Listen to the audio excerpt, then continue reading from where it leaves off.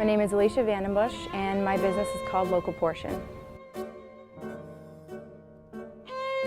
I started ceramics when I was a kid and I never thought about it as a career until later on after college I found it again. It's one of those things where I started playing with the material again, and suddenly one day it just clicked and it became my language, and I understood it, and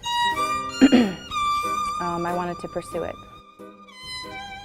Yeah, when I was young I had a teacher once. I just took a random class at a nearby art center, and they said, "You really got something here. I think you should keep going with this." And then I thought that was just a nice compliment when I was younger, and then when I got older and I started to attend art school, I did more forms with clay and people started to recognize what I was doing, and then I slowly started to recognize, wow, maybe I do have something here.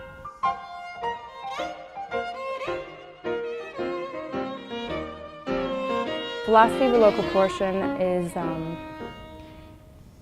well, it depends on, I do a lot of main functional pieces, and it's minimal, aesthetic. And some products that I'm going to be doing are created for small living spaces. So a lot of the philosophy is behind just simplifying your life and freeing up that space that you live in. For the most part, I use pretty much the same materials as other ceramic artists. There's tons of different kinds of clay. So there's a whole world behind ceramics, and it's very in-depth. There's a chemistry behind the glazing. So you kind of just pick and choose what your aesthetic is going to be, and then you go from there. For example, I like to throw with a gray stoneware or a porcelain. And I do a lot of hand throw and a lot of casting as well, which is handmade production. But for the most part, a lot of the tools and a lot of the clay, it's all the same. There's a certain kind of technique and process that every ceramic artist does, but then you just make it your own dance in the end. It's a lot of everything. I think it's kind of like the process, the creative process, and which is kind of like life. Like, you'll just keep going, and some things will seem very repetitive and mundane, and then you'll have these moments where it's just like, wow, like this is great that I can be doing this right now.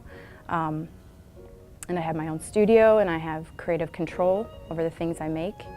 And I think it's just more like little moments I'll have where, wow, I love this form, this is great, this is exciting, or I'll discover something new about the material.